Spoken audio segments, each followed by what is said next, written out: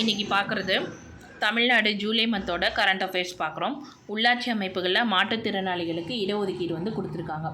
உள்ளாட்சி அமைப்புகளில் உள்ளாட்சி அமைப்பு தமிழ்நாடு உள்ளாட்சி அமைப்பு சட்ட திருத்தத்தின்படி மாற்றுத்திறனாளி நபர்களுக்கு என்னென்னா நகராட்சி, மாநகராட்சி, பேரூராட்சி மற்றும் வந்து என்னென்னா மன்றங்களில் உறுப்பினரை நியமனம் வந்து செய்வதற்கான விண்ணப்ப படிவத்தை வந்து தமிழக அரசு வந்து கோரியிருப்பாங்க. இது மூலமாக வந்து ஒரு 12,000 மாற்றுத்திறனாளிகளுக்கு வந்து உள்ளாட்சி அமைப்புகளில் வந்து வாய்ப்பு கிடைக்கிறதா வந்து சொல்லியிருக்காங்க. முக்கியமாக பார்த்தோன்னா இது எதனாலனா தமிழகத்தில் இருக்கும் அனைத்து உள்ளாட்சி அமைப்புகளில், அதாவது கிராம ஊராட்சி, ஊராட்சி ஒன்றியம், பேரூராட்சி, நகராட்சி, மாநகராட்சி மாற்றுத்திறனாளிகளை நேரடியான தேர்தலில் போட்டியிடாமல் நியமனம் மூலியமாக வந்து என்னென்னா இவங்களை வந்து பார்க்கப்படுறதா வந்து திருத்தம் பண்ணியிருப்பாங்க. தமிழ்நாடு ஊராட்சி சட்டம் அப்படிங்கிறது தமிழ்நாடு பஞ்சாயத்து ஆக்ட் 1994, தமிழ்நாடு நகர்ப்புற ஊராட்சி சட்டம்ங்கிறது 1998 கொண்டு வந்திருப்பாங்க. Tamil Nadu panchayat act 1994, Tamil Nadu district municipality act 1998. இதுதான் ரொம்ப முக்கியமான டேட்டா. இது மூலயமா ஒரு 12,000 பேருக்கு வந்து என்னென்னா வேலைவாய்ப்பு கிடைக்கிறத சொல்லியிருக்காங்க. அடுத்ததாக UMIS அப்படிங்கிற பிளாட்ஃபார்ம் வந்து இந்த UMIS அப்படிங்கிறது யூனிவர்சிட்டி மேனேஜ்மெண்ட் இன்ஃபர்மேஷன் சிஸ்டம். இவங்க வந்து ஒரு டேட்டா ரிலீஸ் பண்ணியிருப்பாங்க. 9.40 லட்சம் மாணவர்கள் வந்து 2 திட்டத்தினால் பயனடைஞ்சிருக்கிறது தான். அது 2 திட்டம் எதுனா தமிழ் புதல்வன் மற்றும் புதுமை பெண் திட்டம் வந்து பல்கலைக்கழக மேலாண்மை தகவல் அமைப்பு தமிழ்நாட்டில் உள்ள அனைத்து உயர்கல்வி நிறுவனங்கள் மற்றும் மாணவர்கள் தரவுகளை ஒருங்கிணைத்து இதை வந்து வெளியிட்டிருக்காங்க. 9.40 லட்சம் மாணவர்கள் வந்து தமிழ் புதல்வன் மற்றும் புதுமை பெண் திட்டத்தின் மூலமா பயனடைஞ்சிருக்கிறதா வந்து சொல்லியிருப்பாங்க. இது என்னென்னா எதோட சிமுலர் ஆகும்னா கல்வி மேலாண்மை தகவல் அமைப்போட சிமுலர் ஆகும்னு சொல்லியிருக்காங்க. அதாவது EMIS அப்படிங்கிறது எஜுகேஷன் மேனேஜ்மெண்ட் இன்ஃபர்மேஷன் சிஸ்டம் அப்படிங்கிறது. இந்த பிளாட்ஃபார்ம் வந்து ஒரு சிங்கிள் விண்டோ பிளாட்ஃபார்மு. இதில் என்ன ஃபங்க்ஷன் ஆகும் அப்படின்னா ஆட்டோமேட்டிக்காக டேட்டாஸ் எல்லாமே ப்ராசஸ் ஆகும். இது எதுக்கு ஹெல்ப் பண்ணுன்னா வந்து என்னென்னா டேட்டாவை அனலைஸ் பண்ணுறது வந்து ஹையர் செக்டர் எஜுகேஷன் வந்து ஆட்டோமேட்டிக்காக வந்து என்னென்னா அப்டேட் ஆகும், ப்ராசஸ் ஆகும். இதுக்காக தான் EMIS அப்படிங்கிறது வந்து செயல்படுத்துகிறாங்க. நம்ம தமிழ் புதல்வன் பற்றி பார்த்தோன்னா தமிழ்நாடு முதல்வர் வந்து ஆகஸ்ட் 9, 2024 கோயம்புத்தூரில் தமிழ் புதல்வன் திட்டத்தை வந்து தொடங்கியிருப்பாங்க. இதன் கீழே அரசு பள்ளி மற்றும் அரசு உதவி பெறும் பள்ளிகளில் பயிலும் ஆண் மாணவர்களுக்கு கல்லூரியில் சேரும் போது மாதம் 1000 ரூபாய் வழங்கப்படும் தான் சொல்லியிருப்பாங்க. அதாவது தமிழ் புதல்வன் திட்டம்ங்கிறது வந்து என்னென்னா அரசு மற்றும் அரசு உதவி பெறும் பள்ளிகளில் ஆண் மாணவர்களுக்கு வந்து என்னென்னா கல்லூரியில் சேர்றப்ப மாதம் 1000 ரூபாய் வழங்கப்படும் சொல்லியிருப்பாங்க. இந்த ஸ்கீம் தொடங்கப்பட்ட நாள் என்னென்னா ஆகஸ்ட் 9, 2024 அன்றைக்கி தொடங்கியிருப்பாங்க. புதுமை பெண் திட்டம் பற்றி பார்த்தோன்னா செப்டம்பர் 5, 2022 அன்றில் சென்னையில் நடந்த ஒரு நிகழ்ச்சியில் டெல்லி முதலமைச்சர் அரவிந்த் கெஜ்ரிவாலோட முன்னணியில் மூவலூர் ராமாமிர்தம் அம்மையார் உயர்கல்வி உத்தரவாத திட்டத்தை புதுமை பெண் என்ற பெயரில் வந்து தொடங்கி வச்சுருப்பாங்க. அப்போ எந்த ஸ்கீமை ரீப்ளேஸ் பண்ணிவிட்டு இதை கொண்டு வந்தாங்கன்னு கேட்டால் புதுமை பெண் மூவலூர் ராமாமிர்த அம்மையார் உயர்கல்வி உத்தரவாத திட்டத்தை ரீப்ளேஸ் பண்ணிவிட்டு இதை கொண்டு வந்திருப்பாங்க.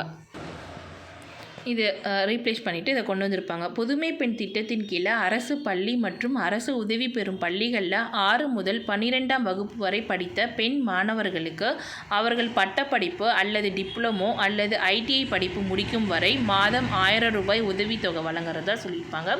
இந்த ஸ்கீம் ஆரம்பிக்கப்பட்டது செப்டம்பர் 5, 2022 மூவலூர் ராமாமிர்த அம்மையார் உயர்கல்வி உத்தரவாத திட்டத்தை ரீப்ளேஸ் பண்ணிவிட்டு புதுமை பெண் திட்டத்தை கொண்டு வந்திருப்பாங்க.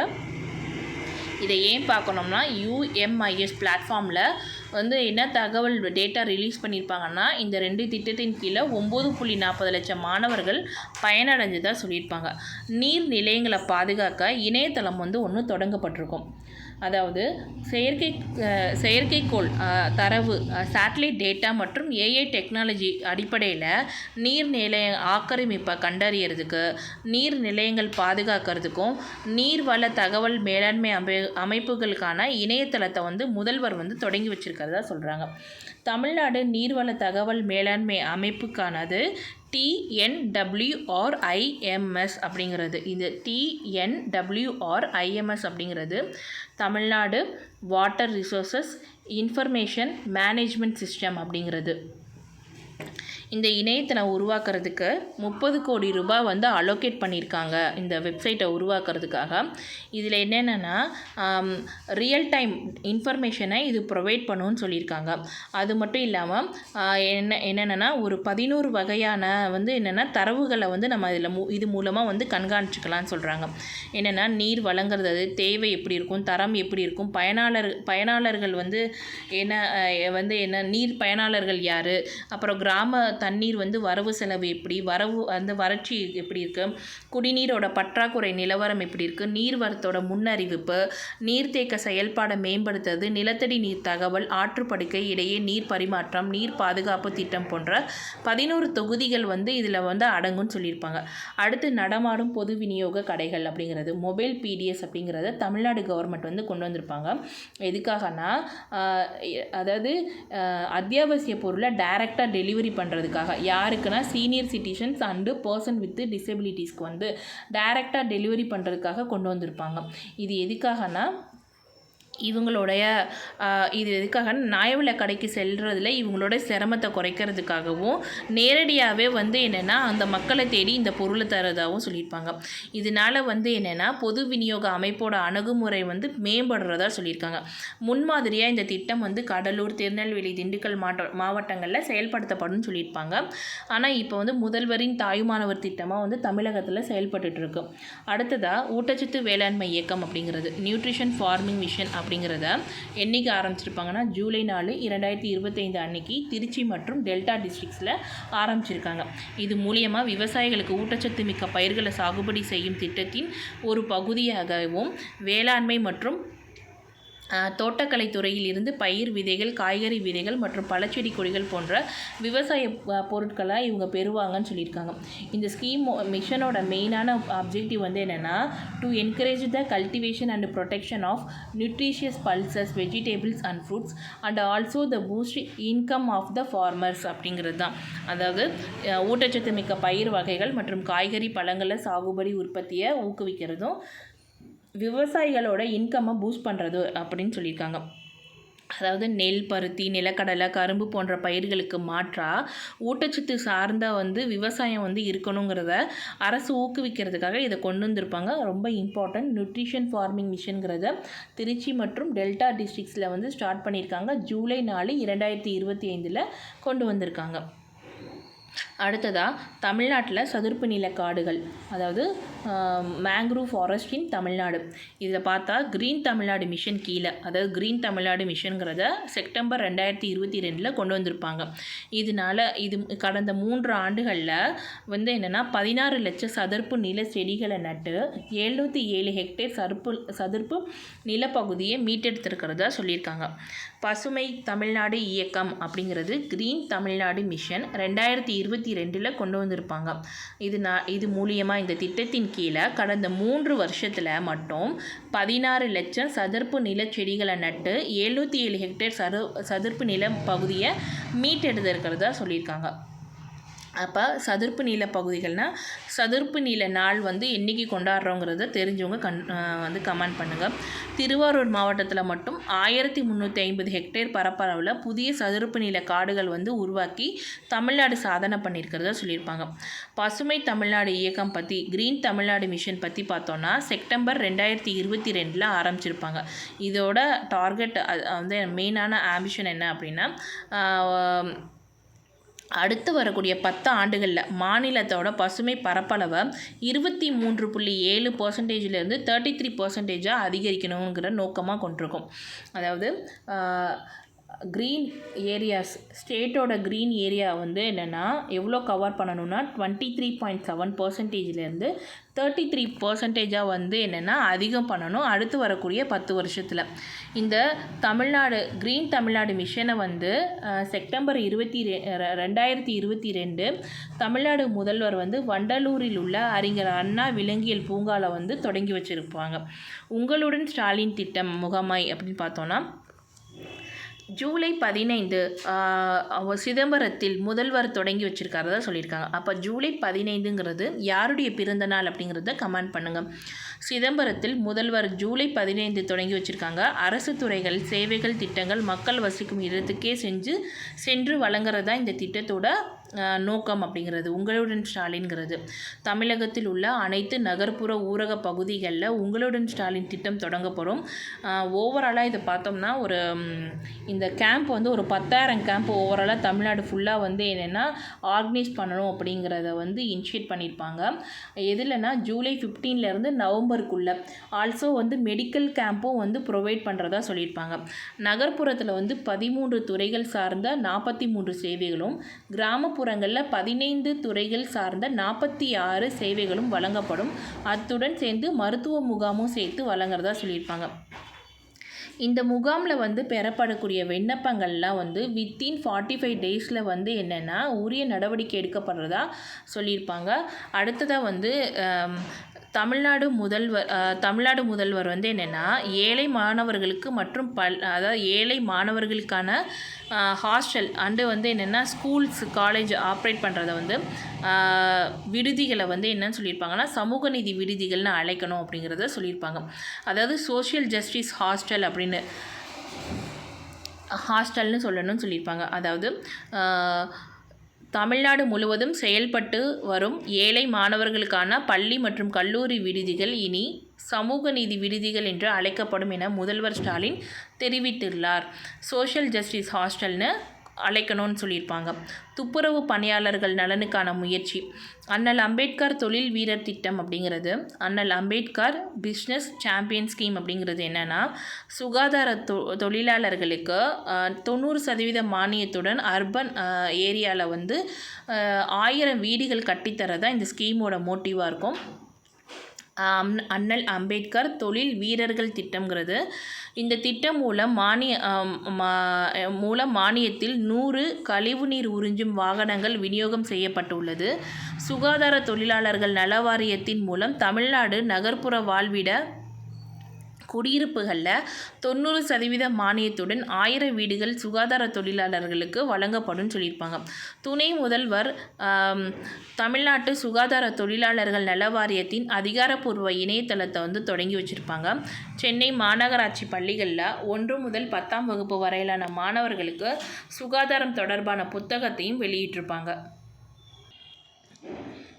அண்ணல் அம்பேத்கர் தொழில் சாதனையாளர்கள் திட்டம் அப்படிங்கிறது தமிழ்நாடு அரசு குறு, சிறு மற்றும் நடுத்தர தொழிலாளர்கள் அமைச்சகத்தால் அண்ணல் அம்பேத்கர் தொழில் சாதனையாளர் திட்டம் அப்படின்னு ஒன்று தொடங்கியிருப்பாங்க.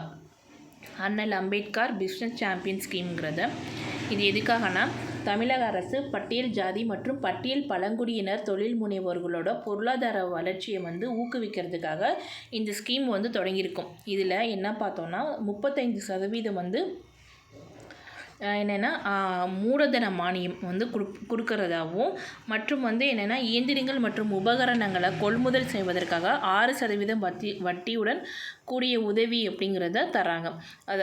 வட்டியுடன் கூடிய கடன் உதவி வந்து வழங்குறாங்க.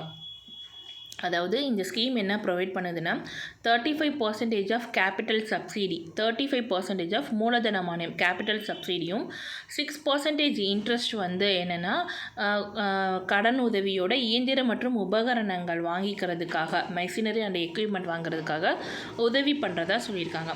அடுத்ததாக புதுமை பெண் திட்டத்தின் கீழே திருநங்கைகள் வந்து சேர்க்கப்பட்டிருப்பாங்க. புதுமை பெண் திட்டத்தின் கீழே திருநங்கைகளுக்கும் மாதம் வந்து எவ்வளோன்னா 1000 ரூபாய் உதவி வந்து வழங்கப்படுறதா வந்து சொல்லியிருப்பாங்க. ஆல்ரெடி பார்த்தோம் தமிழ் புதல்வன் திட்டம் பற்றி பார்த்தோம். கோயம்புத்தூரில் ஆகஸ்ட் 9, 2024 தொடங்கப்பட்டிருக்கும். அதே மாதிரி புதுமை பெண் திட்டம் பார்த்தோம்னா வந்து செப்டம்பர் 5, 2022 சென்னையில் வந்து தொடங்கப்பட்டிருக்குன்னு பார்த்தோம். அடுத்ததாக வந்து இன்னுயிர் காப்போம் நம்மை காக்கும் 48 ஸ்கீம் பற்றி பார்த்தோம். அப்படின்னா இன்னுயிர் காப்போம் நம்மை காக்கும் 48 அப்படிங்கிறது என்றைக்கு கொண்டு வந்திருப்பாங்க அப்படின்னா டிசம்பர் 18, 2021 கொண்டு வந்திருப்பாங்க. இது ரொம்ப இம்பார்ட்டண்ட்டான ஸ்கீமு. ஏன்னா 2 கோடி வந்து பயனாளர்களுக்கு மேலே வந்து பயனடைஞ்சிருப்பாங்க. இன்னுயிர் காப்போம் நம்மை காக்கும் 48, உயிர் பாதுகாப்பு எங்கள் பாதுகாப்பு 48 திட்டம் அப்படிங்கிறது. சுகாதார அமைச்சர் மத்திய அரசு இன்னுயிர் காப்போம் நம்மை காக்கும் 48 திட்டத்தை இந்தியா முழுவதும் செயல்படுத்தும்னு அறிவிச்சிருப்பாங்க. இந்த ஸ்கீம் ரொம்ப ரொம்ப இம்பார்ட்டண்ட். ஏன்னா தமிழ்நாட்டில் கொண்டு வரப்பட்ட ஒரு திட்டங்கிறது இந்தியா ஃபுல்லாகவும் செயல்படுத்தப்படும் அப்படின்னு சொல்லியிருப்பாங்க. இன்னுயிர் காப்போம் நம்மை காக்கும் 48 திட்டம். இதை வந்து டிசம்பர் 18, 2021 முதலமைச்சர் வந்து தொடங்கி வச்சுருப்பாங்க. இந்த திட்டம் வந்து என்னென்னா, விபத்துக்கு உள்ளான அனைத்தும் பாதிக்கப்பட்டவர்களுக்கும் விபத்திற்கு 48 மணி நேரத்திற்குள் பட்டியலிடப்பட்ட மருத்துவமனைகளில் சிகிச்சைக்கான மருத்துவ கட்டணத்தை அரசே ஏற்கும் அப்படிங்கிறது தான். இது என்னென்னா, அதாவது மெடிக்கல் பில்ஸ் எல்லாமே வந்து என்னென்னா 48 ஹார்ஸ் வந்து கவர்மெண்ட்டை ஏற்றுக்கும் அப்படிங்கிறது தான். அனைத்து மருத்துவ சேவையும் இந்த திட்டத்தின் கீழே வந்து என்னென்னா உள்ளடக்கும் அப்படிங்கிறத சொல்லியிருப்பாங்க. சாலை மற்றும் போக்குவரத்து துறையுடன் இணைந்து இலவச சிகிச்சை வந்து வழங்கப்படும் அப்படிங்கிறத சொல்லியிருப்பாங்க. அப்போ ஆல்ரெடி நம்ம பார்த்தோம், நான் புதல்வன் பார்த்தோம். நான் புதல்வன் ஸ்கீம் பார்த்தோம்னா ஆகஸ்ட் 9, 2024 ஆரம்பிக்கப்பட்டிருக்கும். புதுமை பெண் திட்டம் வந்து செப்டம்பர் 5, 2022 ஆரம்பிக்கப்பட்டிருக்கும். தமிழ்நாடு கிரீன் மிஷன் 2022 செப்டம்பரில் ஆரம்பிச்சிருப்பாங்க வண்டலூரில். அடுத்ததாக இப்போ என்ன பார்க்குறோன்னா, இன்னுயிர் காப்போம் நம்மை காப்போம் 48 பார்க்குறோம். இது எப்போ கொண்டு வரப்பட்டுச்சுன்னா டிசம்பர் 18, 2021 கொண்டு வரப்பட்டிருக்கு. அதாவது விபத்தான 48 மணி நேரத்தில் அந்த நபருக்கு வந்து ஆகக்கூடிய அனைத்து மருத்துவ செலவையும் வந்து கவர்மெண்ட்டே ஏற்றுக்கும் அப்படிங்கிறது தான் இந்த திட்டத்தோட நோக்கம். இந்த திட்டத்தை வந்து அடுத்ததாக வந்து இந்தியா ஃபுல்லாக செயல்படுத்துகிறதா சொல்லியிருப்பாங்க. அடுத்து மகிழ்ச்சி முற்றம். அதாவது இந்த ஆண்டு அரசு பள்ளிகளில் மகிழ்ச்சி முற்றம் திட்டத்தை சிறப்பாக செயல்படுத்த வேணும்னு பள்ளி கல்வித்துறை வந்து உத்தரவிட்டிருப்பாங்க. 2024-25 கல்வி ஆண்டில் அரசு பள்ளிகளில் மகிழ்ச்சி முற்றத்தை மாணவர் குழு, அதாவது மகிழ்ச்சி முற்றம்ங்கிறது ஒரு மாணவர் குழு வந்து அறிமுகம் பண்ணுவாங்க. இதில் மாணவர்கள் இது எதுக்காக வந்து இது ஆரம்பிச்சிருக்காங்கன்னா, மாணவர்களோட தலைமைத்துவ குணங்கள் வந்து மேம்படணுங்கிறதுக்காக இதை ஆரம்பிச்சிருப்பாங்க. வந்து இது மூலியமாக வந்து ஒரு லீடர்ஷிப் குவாலிட்டி வந்து மாணவர்களுக்கு வந்து அதிகமாகணுங்கிறதுக்காக இதை ஆரம்பிச்சிருப்பாங்க. மாணவர்களின் தலைமைத்துவ குணங்கள் வளர்ப்பதை நோக்கமாக கொண்டு இருக்கும். இந்த திட்டத்தின் கீழே குறிஞ்சி, முல்லை, மருதம், நெய்தல், பாலை என்ற 5 குழுக்களாக பிரிக்கப்பட்டு ஒவ்வொரு குழுவுக்கும் பொறுப்பு ஆசிரியர்கள் வந்து நியமிக்கப்பட்டுள்ளாங்க. ஒவ்வொரு குழுவிலும் ஆண் மற்றும் பெண் மாணவர்களுக்கு குழு தலைவர்களாக இருக்க வேணும்னு சொல்லியிருப்பாங்க. ஒவ்வொரு குழுவிலும் ஆண் மற்றும் பெண் மாணவர்கள் குழு தலைவர்களாக இருக்க வேணும்னு சொல்லியிருப்பாங்க. மகிழ்ச்சி முற்றம்ங்கிறது குழந்தைகளோட லீடர்ஷிப் குவாலிட்டியை இம்ப்ரூவ் பண்ணுறதுக்காக கொண்டு வரப்பட்ட திட்டம் வந்து. அடுத்ததாக வந்து பாதம் காப்போம் திட்டம்ங்கிறது. தமிழக பொது சுகாதாரத்துறையால் பாதம் காப்போம் திட்டம்ங்கிறது நீரழிவு நோயால் கால்களை இழந்தவர்களுக்கு செயற்கை காலை வந்து வழங்குவதற்கான திட்டம் அறிவிக்கப்பட்டிருக்கும். இந்தியாவில் மட்டுமே 10% வந்து என்னென்னா நீரிழிவு நோயால் பாதிக்கப்பட்டவங்க இருக்காங்க. அதில் முக்கியமாக பார்த்தா வந்து என்னென்னா தமிழ்நாட்டில் 12% இருக்காங்க. இவங்களுக்கு வந்து என்னென்னா டயாபெட்டிஸ் பேஷண்ட் வந்து இருக்காங்க. அதாவது 10% வந்து இந்தியா அளவில், 12% வந்து அஃபெக்ட் ஆகிருக்காங்க டயாபெட்டிஸ் வந்து. இவங்களுக்கு வந்து இந்த நோயால் காலை இழுக்கிறவங்களுக்கும் இல்லை கால் பாதிப்பு வரதோ வந்து ட்ரீட்மெண்ட் கொடுக்கறதா வந்து என்னென்னா இந்த பாதம் காப்போம் திட்டம்ங்கிறது. இதை வந்து பொதுநலத்துறை வந்து 2023 ஆண்டில் நீரிழிவு நோயால் காலை இழப்பை தடுக்கிறத நோக்கமாக கொண்டு தான் பாதம் காப்போம் திட்டம் அப்படிங்கிறத வந்து கொண்டு வந்திருப்பாங்க. இது மூலியமாக வந்து கால் பாதுகாப்பு குறித்த விழிப்புணர்வு, கால் புண்ணுகளை வந்து தடுக்கிறது, கால் அறுவை சிகிச்சை மற்றும் செயற்கை காலை வழங்குறது உள்ளிட்ட நடவடிக்கைலாம் எடுக்கப்படுறதா சொல்லியிருக்காங்க. இது வரைக்குமே தமிழ்நாடு முழுவதும் வந்து கால் பராமரிப்பு மையங்கள் 21.74 லட்சம் பேருக்கு பரிசோதனை பண்ணியிருக்காங்க. 19,500 பேர் வந்து சிக்கலுடன் கண்டறியப்பட்ட சிகிச்சை வந்து அளிக்கப்பட்டிருக்கிறதா சொல்லியிருக்காங்க. அதாவது காலில் புண்ணு ஏற்பட்டு அதை வந்து காலை இழக்காமல் இருக்கிறதுக்காக தான் கொண்டு வரப்பட்ட திட்டம் தான் வந்து என்னென்னா பாதம் காப்போம் திட்டம் வந்து. அடுத்ததாக மாநில திட்டக்குழு முதல்வரிடம் 4 அறிக்கையை வந்து சமர்ப்பிச்சிருப்பாங்க. இந்த 4 அறிக்கையுமே ரொம்ப ரொம்ப இம்பார்ட்டண்டானது. மாநில திட்டக்குழு சென்னையில் உள்ள செயலகத்தில் முதல்வரிடம் பல்வேறு துறைகளின் குறித்த 4 விவரமான அறிக்கையை வந்து சமர்ப்பிச்சிருப்பாங்க. அதில் அறிக்கைகளில் ஒன்று ஃபஸ்ட்டு என்னென்னா, இதில் முதல் அறிக்கை என்னென்னா, பெரிய அளவிலான நில பயன்பாட்டை திட்டமிடுதலை எளிதாக்க தமிழ்நாட்டில் உள்ள அனைத்து சுரங்கங்களையும் உடனடியாக விவரக்குறிப்பு மற்றும் தரவு ஒருங்கிணைப்பை செய்ய வேணும்னு சொல்லியிருப்பாங்க. அதாவது பெரிய அளவிலான நில பயன்பாட்டை வந்து திட்டமிடணும் அப்படிங்கிறதையும், எளிதாக தமிழ்நாட்டில் உள்ள அனைத்து சுரங்கங்களையும் உடனடியான விவரக்குறிப்பு மற்றும் தரவை ஒருங்கிணைத்து செயல்பட அழைப்பு விடுத்திருக்கு. தமிழ்நாட்டில் உள்ள சுரங்கங்களின் வரைபடங்களை வந்து உருவாக்குதல், அவற்றின் மீட்டெடுப்பு திறனை மதிப்பிடுதல் என்ற அறிக்கை வந்து குறிப்பிட்ட அளவு வரம்பை மீறும் சுரங்கங்களுக்கு செயல்முறையை வந்து வரம்பை மீறும் சுரங்கங்களுடன் இந்த செயல்முறை தொடங்கலாம் அப்படின்னு சொல்லியிருக்காங்க. அப்போ முதல் அறிக்கை மொத்தமாக மாநில திட்டக்குழு வந்து சென்னையில் வந்து சிஎம் கிட்ட வந்து ஒரு 4 அறிக்கையை வந்து விட்டிருப்பாங்க. அதில் ஃபஸ்ட்டு அறிக்கையில் என்ன இருக்குன்னா, பெரிய அளவிலான நில பயன்பாட்டை வந்து திட்டமிடுதலை எளிதாக்கிறதுக்காக தமிழ்நாட்டில் இருக்கக்கூடிய அனைத்து சுரங்கங்களையும் உடனடியாக வந்து அந்த டேட்டாஸ்லாம் கலெக்ட் பண்ணணும். அது மாதிரி வந்து என்னென்னா, அந்த சுரங்கங்களோட வரைபடம், அவற்றோட மீட்டெடுப்பு திறனை வந்து மதிப்பிடணும் அப்படிங்கிறத சொல்லியிருக்காங்க. அடுத்ததாக குழந்தைகள் ஊட்டச்சத்து முக்கிய சவால்கள் மற்றும் உத்திகள் என்ற அறிக்கை வந்து விட்டிருக்காங்க. ஆரம்ப கால வாழ்க்கை தலையீடுகளில் கவனம் செலுத்தி வளர்ச்சி குன்றல் குறைக்க குழந்தைகளிடையே நேரியல் வளர்ச்சியை மேம்படுத்துவதற்கு முக்கியத்துவம் அளிக்க பரிந்துரைக்கப்பட்டிருக்கு. அதாவது குழந்தைங்களுக்கு ஆரம்பத்தில் இருந்தே நியூட்ரிஷனான ஃபுட்டு கொடுத்து அவங்களோட வளர்ச்சியில் வந்து அதிகப்படியான கவனம் செலுத்தணும் அப்படிங்கிறதுக்காக ஒரு என்னென்ன அறிக்கை வந்து கொடுத்துருக்காங்க. தேர்ட் ஒன் பார்த்தா, நகர்ப்புற வளர்ச்சி மற்றும் வெப்ப அழுத்தம். அதாவது நகரங்கள் வந்து அதிகமாகிட்டே இருக்குது, அதனால என்னென்னா வெப்ப அழுத்தமும் வந்து அதிகமாகிட்டுருக்கு.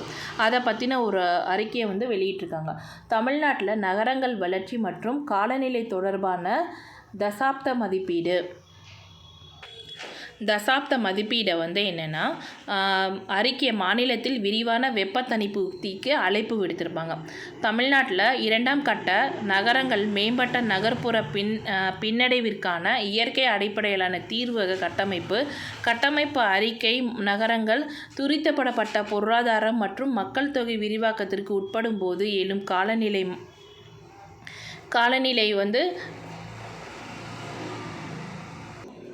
காலநிலை அபாயங்களை வந்து தணிக்க 2ஆம் கட்ட நகரங்களின் நகர்ப்புற திட்டமிடுதல் அமைப்பை வந்து இயற்கை அடிப்படையிலான தீர்வை வந்து இணைக்க பரிந்துரைப்பாங்க. அதாவது 2ஆம் கட்ட நகரங்களில் நகர்ப்புற திட்டமிடுதல் அமைப்பு வந்து எப்படின்னா இயற்கை அடிப்படையிலான தீர்வாக இருக்கணும் அப்படிங்கிறத சொல்லியிருப்பாங்க. நகர்ப்புற வளர்ச்சி மற்றும் வெப்ப அழுத்தம், தமிழ்நாட்டில் கட்டப்பட்ட பகுதி மற்றும் காலநிலை தொடர்புகளின் தசாப்த மதிப்பீடு அறிக்கை, இதை பற்றி ஃபுல்லாக டீட்டெயிலாக கொடுத்துருக்காங்க. தமிழ்நாடு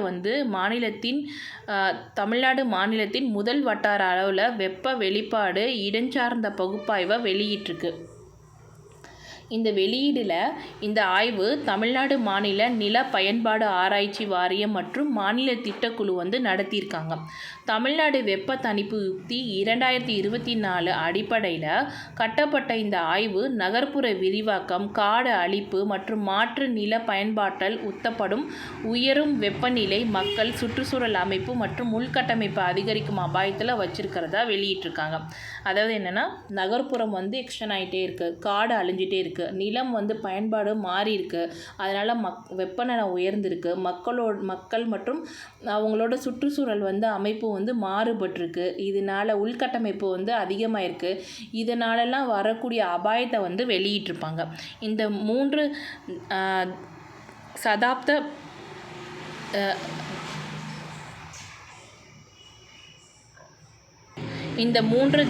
தசாப்த தரவுகளை ஒருங்கிணைத்து செயற்கைக்கோள் படங்கள், அடுத்து உயர மாதிரிகள், காலநிலை மறு பகுப்பாய்வை பயன்படுத்தி முதல் முறையாக மாநிலம் முழுவதும் வந்து பிளாக் மட்ட வெப்ப வெளிப்பாடு புரிதலை வந்து முன் வச்சிருக்கிறதா சொல்லியிருக்காங்க.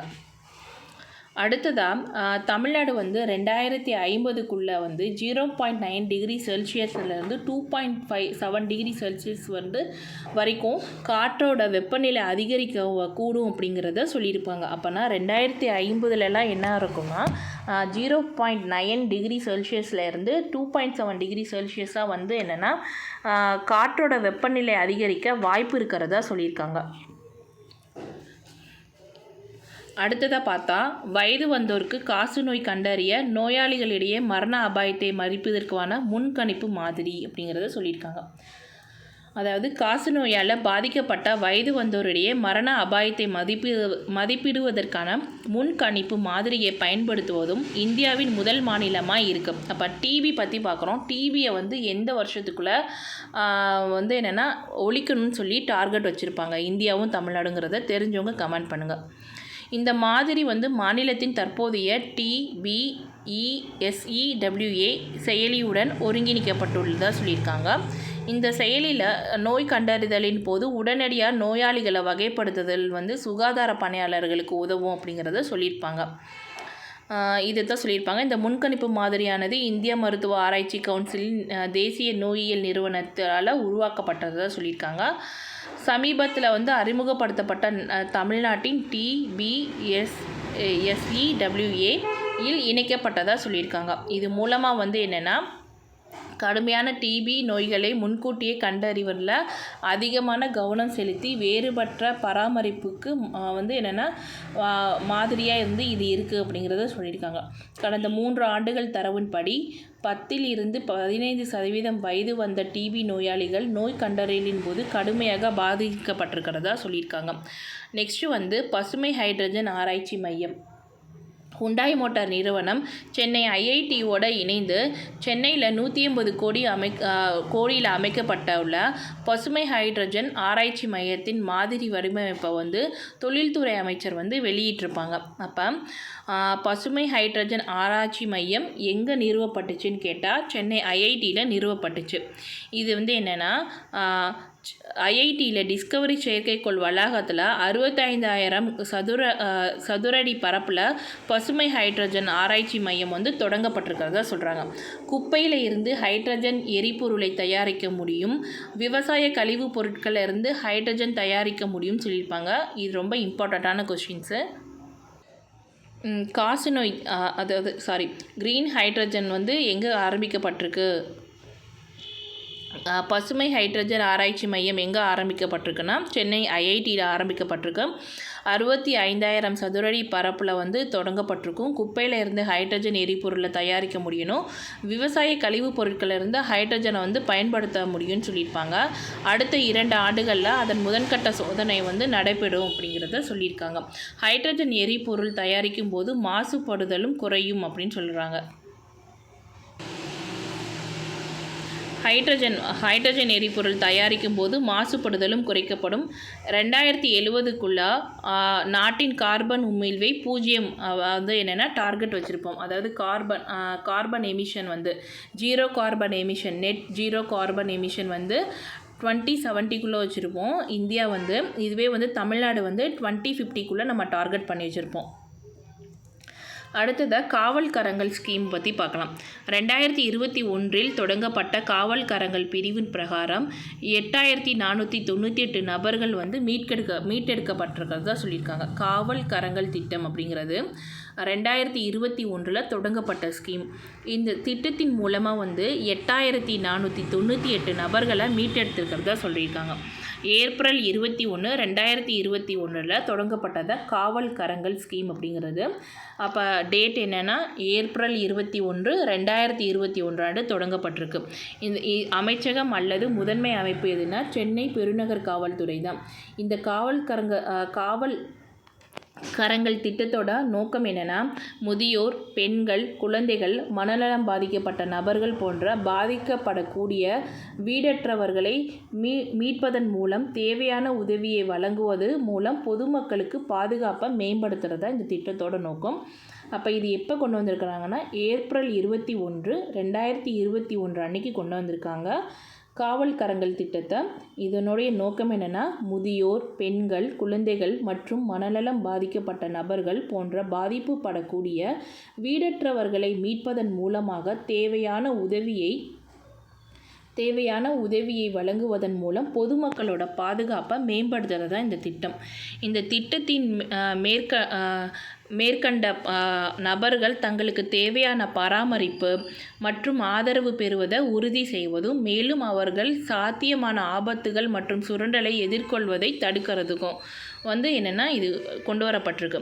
காவல்காரங்களுடைய உதவி எண் பார்த்தா 9444717100 மூலம் 24 மணி நேரமும் செயல்பட்டு தன்னார்வ நிறுவனங்கள், தங்குமிடம் மற்றும் மருத்துவமனைகளின் ஆதரவுடன் கைவிடப்பட்ட, வீடற்ற மற்றும் காணாமல் போன நபர்களை மீட்டெடுக்கிறதா. அப்போ காவல்காரங்கள் நம்பர் என்னென்னா 94717100 அப்படிங்கிறது தான். இது மூலயமா என்னென்னா முதியவர்கள், பெண்கள், குழந்தைகள், மனநலம் பாதிக்கப்பட்டவர்களை என்னென்னா வீடற்றவங்க இவங்களுக்கு தேவையான உதவி வழங்கி இது மூலயமா பொதுமக்களோட பாதுகாப்பை மேம்படுத்த தான் காவல்காரங்களோட திட்டம். காவல்காரன் திட்டம் கொண்டு வரப்பட்டது அப்படின்னு பார்த்தோம்னா ஏப்ரல் 21, 2021 அன்றைக்கி கொண்டு வந்திருக்காங்க. அடுத்ததாக கலைஞர் கனவு இல்ல திட்டம் பார்த்தோம்னா ஏழைகளுக்கான முக்கிய கிராமப்புற வீடு திட்டமான கலைஞர் கனவு இல்ல திட்டம் வாரங்களில் 1,00,000 வீடுகளை நிறைவு செய்வதுடன் ஒரு முக்கிய மைல்கல் அறையிறதா சொல்லியிருக்காங்க. அதாவது 1,00,000 வீடு கட்டி முடித்து புதுசாக அச்சீவ் பண்ணியிருக்காங்க. இது வரைக்கும் 81,811 வீடுகள் நிறைவு செய்யப்பட்டிருக்கிறதா சொல்லியிருக்காங்க. 2024-25 தொடங்கப்பட்ட இந்த திட்டம் ஆண்டுக்கு 1,00,000 வீடுகளை கட்டுவதால் நோக்கமாக கொண்டு இருக்குது. அதாவது கலைஞரின் கனவு இல்லம் திட்டங்கிறது என்னென்னா வீடற்றவர்களுக்கு ஒரு வருஷத்தில் 1,00,000 வீடு கட்டித்தரதா டார்கெட் வச்சுருப்பாங்க. இது நிறைவேற்றும் கடைசி கட்டத்தில், இறுதி கட்டத்தில் இருக்கிறதா சொல்லியிருக்காங்க. 2024-25 இது வரைக்கும் 81,811 வீடுகள் நிறைவு செய்யப்பட்டிருக்கிறதா சொல்லியிருக்காங்க. 2030க்குள்ளே தமிழ்நாட்டை குடிசை இல்லாத மாநிலமாக மாற்றுவதே இந்த திட்டத்தோட நோக்கம். எனினும் இந்த திட்டம் ஒன்றும் புதுசெல்லாம் இல்லை. இது ஃபஸ்ட்டு கலைஞரின் வீடு வழங்கும் திட்டம் என்ற பெயரில் தொடங்கப்பட்டது 2010. இப்போ கலைஞரின் கனவு இல்ல திட்டமாக ரீநேம் பண்ணியிருப்பாங்க. இந்த திட்டம் என்னென்னா ஆண்டுக்கு 1,00,000 பேருக்கு வீடை கட்டித்தரதா நோக்கமாக கொண்டிருப்பாங்க. இந்த திட்டத்தின் கீழ் வீடு கட்டுதல், மகாத்மா காந்தி தேசிய கிராமப்புற வேலைவாய்ப்பு உத்தரவாத திட்டம் மற்றும் தூய்மை இந்தியா திட்டம் கிராமின் ஆகியவற்றுடன் இணைக்கப்பட்டிருக்கிறது தான் சொல்லியிருக்காங்க. அதாவது இது என்னென்னா இந்த கலைஞரின் கனவு இல்ல திட்டம் இந்த ஸ்கீம் எந்தெந்த ஸ்கீம்ஸோட இன்டகிரேட் பண்ணியிருக்குன்னா Mahatma Gandhi national rural employment guarantee scheme plus Swachh Bharat மிஷனோட கிராமினோட என்னென்னா இணைக்கப்பட்டிருக்கிறதா சொல்லியிருக்காங்க.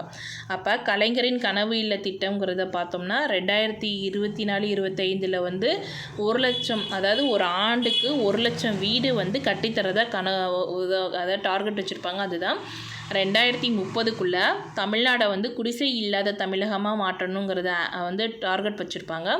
அது மட்டும் இல்லாமல் இந்த திட்டம் ஒரு புதிதான திட்டம் இல்லை. 2010 ஆரம்பிக்கப்பட்ட கலைஞர் வீடு வழங்கும் திட்டத்தோட என்னென்னா ரீப்ளேஸ் பண்ணிட்டு கொண்டு வந்திருப்பாங்க. ரீநேம் பண்ணியிருப்பாங்க. ரீப்ளேஸ் பண்ணியிருக்க மாட்டாங்க, ரீநேம் பண்ணியிருப்பாங்க. இந்த திட்டத்தின் என்னென்னா எந்தெந்த ஸ்கீம்ஸோட இன்டகிரேட் ஆகுது அப்படின்னா ஸ்வச் பாரத் மிஷன் கிராமின் கீழேயும் Mahatma Gandhi national rural employment guarantee scheme மூலயமா என்னென்னா இது இன்டகிரேட் ஆகிறதா சொல்லியிருப்பாங்க. அடுத்ததாக முதல்வர் தமிழ் வளர்ச்சி கழகத்தில் 2.15 கோடி வழங்கியிருக்காங்க. முதல்வர் தமிழ் வளர்ச்சி கழகத்துக்கு எவ்வளோ கோடி கொடுத்துருப்பாங்கன்னா 2.15 கோடியை வழங்கியிருப்பாங்க. தமிழ்நாடு முதல்வர் தமிழ் வளர்ச்சி கழகத்தின் தலைவர், அதாவது முக்கியமான கொஸ்டின் யாருன்னா தமிழ் வளர்ச்சி கழகத்தின் தலைவர் யாருன்னா ராஜேந்திரன்.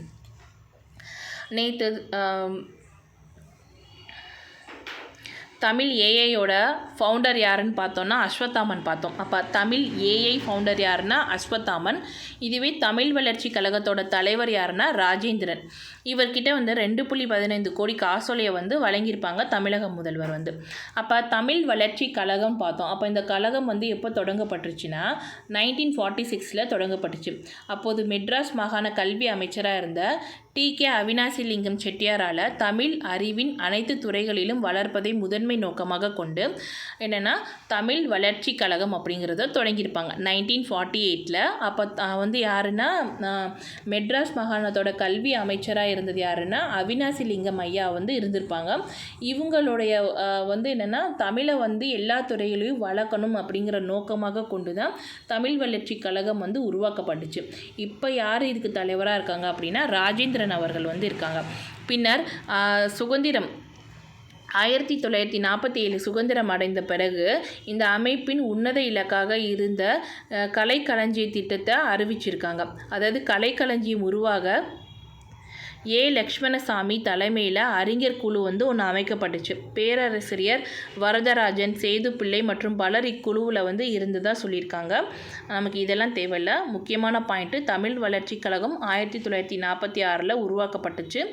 அப்போ யார் கல்வி அமைச்சராக இருந்திருக்காங்கன்னா அவினாசிலிங்கம் ஐயா வந்து இருந்திருக்காங்க. இப்போ யார் தலைவராக இருக்காங்கன்னா ராஜேந்திரன் அவர்கள் வந்து தலைவராக இருக்காங்க. இது வரைக்கும் வந்து தமிழ் வளர்ச்சி கழகம் மூலமாக 60 வந்து புத்தகங்கள் மற்றும் கலைக்களஞ்சிய சீடிகள் வந்து வெளியிடப்பட்டிருக்கிறதா சொல்லியிருக்காங்க. தமிழ் வளர்ச்சி கழகம் தமிழை செயற்கை நுண்ணறிவுடன் இணைக்கும் திட்டத்தை மேற்கொள்ளவும் அதன் செயல்பாடுகளை தடையின்றி தொடரவும் உதவும் வகையில் கடந்த ஏப்ரல் மாதம் தமிழ்நாட்டு சட்டசபையில் 2 கோடி வந்து அறிவிச்சிருப்பாங்க. இதைத்தான் இப்போ கொடுத்துருக்காங்க. அடுத்ததாக செஞ்சிக்கோட்டை. செஞ்சிக்கோட்டை வந்து யுனெஸ்கோ உலக பாரம்பரிய தலமாக அறிவிக்கப்பட்டிருக்குது. இது மராத்திய இராணுவ நிலப்பரப்புகளின் ஒரு பகுதியாக இருக்குது. இதில் 12 தலங்கள் உள்ளன. செஞ்சி மற்றும் மகாராஷ்டிராவுக்கு வெளியே வந்து இருக்கிறதா இருக்கும். வலுவான கோட்டைகள் மற்றும் யுக்திசார் முக்கியத்துவத்துக்காக இது வந்து என்னென்னா கிழக்கின் ட்ராய் என்று அழைக்கப்படுறதா சொல்கிறாங்க. இது வந்து எப்போனா பரிந்துரை பண்ணியிருப்பாங்கன்னா 2024-25 ஆண்டிற்காக சமர்ப்பித்திருப்பாங்க. இது மூலிமா வந்து ராஜகிரி, கிருஷ்ணகிரி, சந்திரகிரி என 3 குன்றுகளில் வந்து இது அமைஞ்சிருக்கு. முதலில் வந்து 1200 CE வந்து கோனார் வம்சத்தின் அனந்த கோனாரால் கட்டப்பட்டதாக இந்த செஞ்சிக்கோட்டை 1240 அவரது வாரிசாரால் மேலும் வலுப்படுத்தப்பட்டு வடக்கு மலை கிருஷ்ணகிரி என்று பெயரிடப்பட்டது. 17ஆம் நூற்றாண்டிலிருந்து 19ஆம் நூற்றாண்டு வரை பரவியுள்ள இந்த அசாதாரண கோட்டைகளின் வலை அமைப்பு மராத்திய பேரரசின் யுக்திசார் இராணுவ பார்வை மற்றும் கட்டிடக்கலை புத்திசாலித்தனத்தை வந்து வெளியிடுறதா சொல்லியிருக்காங்க. அப்போ செஞ்சிக்கோட்டைக்கு வந்து யுனெஸ்கோ பாரம்பரிய சின்னத்தை வந்து கொடுத்துருப்பாங்க. செஞ்சிக்கோட்டை பார்த்தா உலக பாரம்பரிய தலமாக அறிவிச்சிருப்பாங்க யுனெஸ்கோ வந்து. இது என்னன்னு பார்த்தா மராத்திய இராணுவ நிலப்பரப்புகளில் ஒரு பகுதியாக இருக்குது. இதில் 12 தலங்கள் வந்து இருக்குது. செஞ்சி மட்டும் தான் என்னென்னா மகாராஷ்டிராவுக்கு வெளியே இருக்கக்கூடியதாக இருக்கும். அதாவது வலுவான கோட்டை மற்றும் முக்திசார் முக்கியத்துவத்துக்கான கிழக்கின் ட்ராய் என்று அழைக்கப்படுது. 2024-25 இதை பரிந்துரை பண்ணியிருப்பாங்க. ராஜகிரி, கிருஷ்ணகிரி, சந்திரகிரி என 3 குன்றுகளில் இது வந்து அமைஞ்சிருக்கு. 1200 கோனார் வம்சத்தின் அனந்த கோனாரால் இது கட்டப்பட்டிருக்கிறதா சொல்கிறாங்க. 1240 அவரது வாரிசால் மேலும் வலுப்படுத்தப்பட்டு வடக்கு மலை கிருஷ்ணகிரி என்று பெயரிடப்பட்டதாக சொல்கிறாங்க. 17ஆம் நூற்றாண்டிலிருந்து 19ஆம் நூற்றாண்டு வரை பரவியுள்ள இந்த அசாதாரண கோட்டைகளின் வலை அமைப்பு மராத்திய பேரரசின் உத்திசார் இராணுவ பார்வை மற்றும் கட்டிடக்கலை புத்திசாலித்தனத்தை வெளிப்படுத்துறதா சொல்லியிருக்காங்க. இது நல்ல நிர்வாகம், இராணுவ பலம், கலாச்சார பெருமை மற்றும் சமூக நலனில் கவனம் செலுத்துவதுடன் தொடர்புடையதாக சொல்லியிருக்காங்க. அப்போ யுனெஸ்கோ பாரம்பரிய சின்னமாக வந்து செஞ்சிக்கோட்டை அறிவிச்சிருப்பாங்க. இதுக்காகனா நல்ல நிர்வாகம், இராணுவ பலம், கலாச்சார பெருமை மற்றும் சமூக நலனில் கவனம் செலுத்துவதுடன் தொடர்புடையது. இந்த அங்கீகாரத்தை பெற்ற இந்தியாவின் 44வது தலமாக இது மாறியிருக்கு. விஜயநகர பேரரசின் காலத்தில் மேலும் கட்டுமான பணிகளில் மேற்கொள்ளப்பட்டதாக சொல்லியிருக்காங்க. பல நூற்றாண்டுகளாக பல்வேறு அரசர்களால் கட்டுப்படுத்தப்பட்டது தான் இந்த வந்து செஞ்சிக்கோட்டை. யாருன்னா விஜயநகர பேரரசர்கள், விஜயநகர நாயக்கர்கள், மராத்தியர்கள், முகலாயர்கள், நவாப்கள், ஃப்ரெஞ்சு, ஆங்கிலேயர்கள் இவங்க எல்லார் கீழேயும் வந்து கட்டுப்பாட்டில் இருந்திருக்கும் இந்த செஞ்சிக்கோட்டை. கட்டிடக்கலை மற்றும் கலாச்சார அம்சம் பார்த்தா வந்து படிக்கிணறு, கல்யாண மகால், தர்பார் மண்டபம், பீரங்கி, கடிகார கோபுரம், ஆயுத கிடங்கு, யானை தொட்டி, தொழுவம், தானிய கிடங்கு, உரல் பயிற்சி கூடம், அடுத்து வந்து வெங்கடரமண கோயில், சாதுல்லா பள்ளிவாசல் அப்படின்னு எல்லாமே இருக்கும். 2 தனித்தனி நீர் விநியோக அமைப்பு வந்து இருந்திருக்கு. கோட்டையின் உச்சியில் நீர் எட்டுவதை சாத்தியமாக்கியிருக்குன்னு சொல்லியிருக்காங்க. அப்போ செஞ்சிக்கோட்டையை வந்து யார் கட்டியிருக்காங்கன்னு பார்த்தோம்னா கோனார் வம்சத்தின் அனந்த கோனாரால் 1200 கட்டப்பட்டிருக்கு. இந்த கொஷின்ஸ் வேணால் எதிர்பார்க்கலாம். தமிழ்நாடு கரண்ட் அஃபேர்ஸ் பார்ட் 1 இதோட முடிஞ்சிருச்சு. பார்ட் 2 நாளைக்கு பார்க்கலாம்.